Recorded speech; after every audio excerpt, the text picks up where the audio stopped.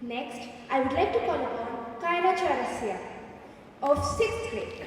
She likes public speaking, interacting with others, and making friends. She actively participates not just in academics but also in co-curricular activities because she believes in overall development.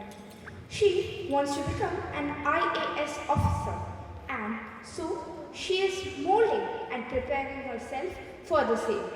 She will be talking about how an idea can bring about a huge difference. Namaste everyone, I am Kairaa Chaurasia of grade 6A. Today my topic is small ideas, big impact. In today's fast-paced world, it's easy to get lost in the never-ending streams of big ideas and small grand plans. We often think that only revolutionary ideas can change the world, but the truth is, even small ideas can make a big impact. Small ideas lies in the simplicity and accessibility. They are easy to implement and reach a large audience with minimal resources. These ideas often originate from everyday problems and inconveniences. They are not born in a boardroom or laboratory, but in often the minds of ordinary people who are willing to think creatively. There is one instance I remember when I was just 8 years old. It was during the lockdown when once my neighbor's maid came to our place to talk to her maid as they were friends and from the same village. While talking, she began to cry. I was too small to understand what she was saying, but from the conversation I understood. She was talking about having no money to spend to her village as whom she was working for did not pay her over 4 months.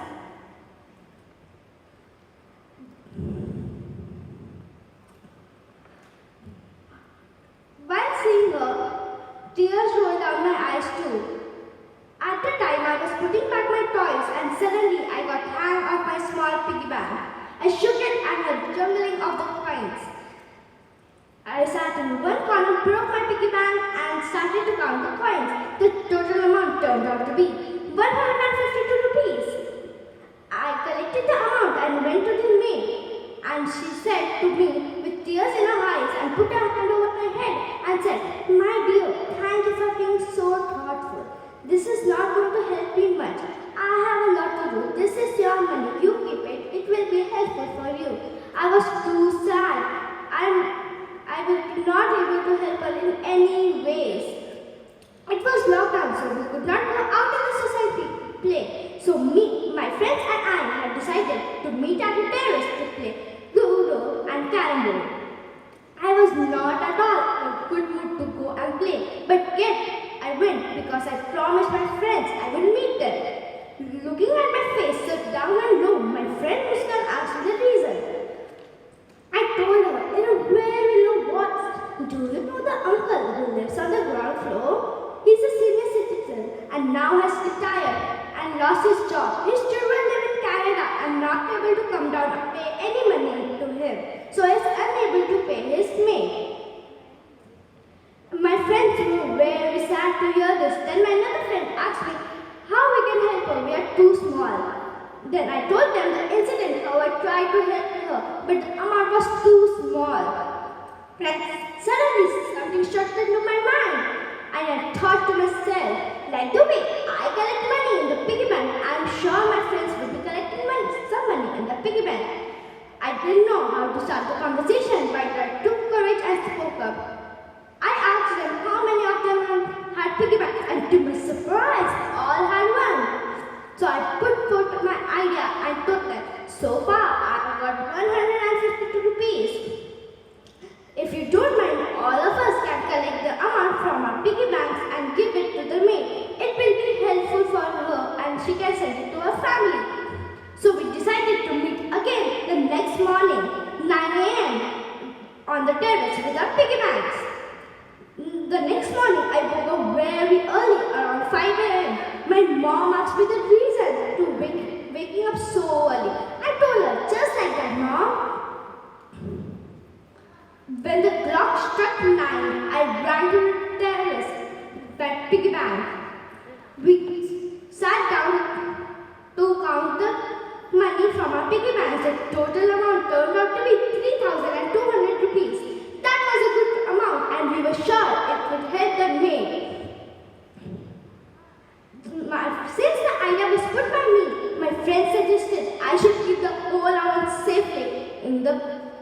in my house. So I put the money in a plastic bag and put it with stationery. In the afternoon, my mom came searching for a pen and she opened the same drawer. She noticed the plastic bag of money and she called me immediately. I ran to her and I saw her standing with the same drawer open.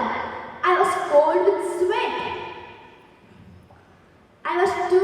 She asked me sternly, where did all this money come from? I was too nervous to reply, but without hesitation, I told her everything and how we planned to collect the money.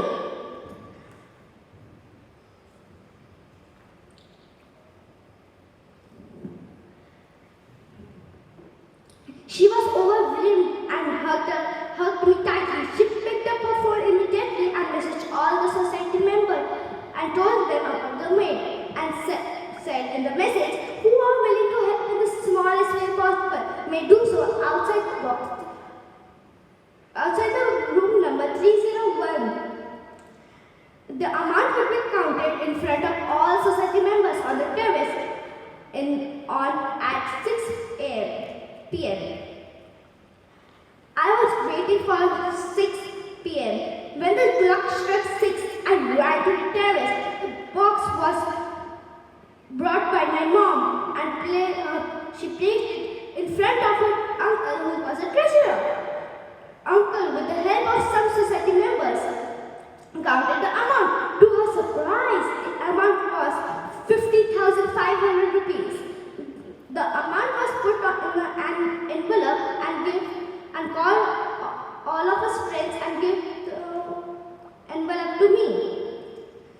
Then the maid was called up on the terrace and we gave her the envelope. She was very emotional and thanked us all.